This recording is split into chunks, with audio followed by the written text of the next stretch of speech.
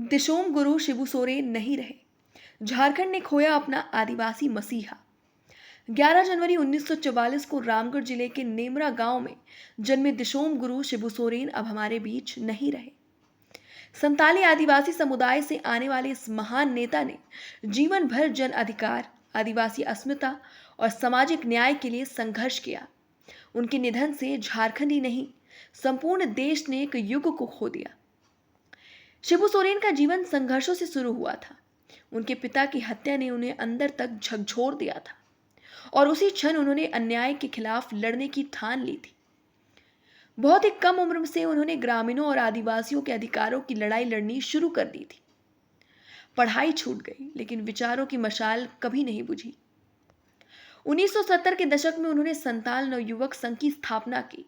यह संगठन हजारीबाग, रामगढ़ और आसपास के क्षेत्रों में आदिवासी जमीनों की रक्षा और महाजनों के शोषण के खिलाफ एक आंदोलन का रूप बन गया।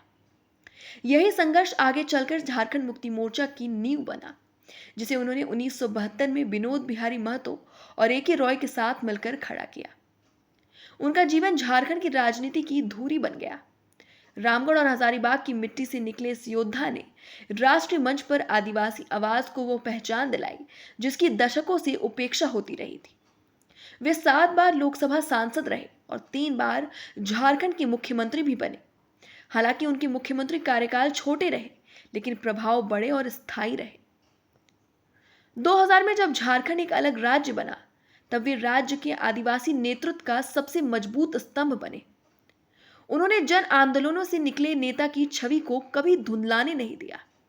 हाल के वर्षों में उन्होंने जेएमएम अध्यक्ष पद से इस्तीफा देकर नेतृत्व अपने पुत्र हेमंत सोरेन को सौंपा और स्वयं संरक्षण की भूमिका निभाते रहे। राज्यसभा सांसद रहते हुए भी उन्हें गुरुजी के नाम से पूरे प्रदेश में सम्मान और आदर मिला।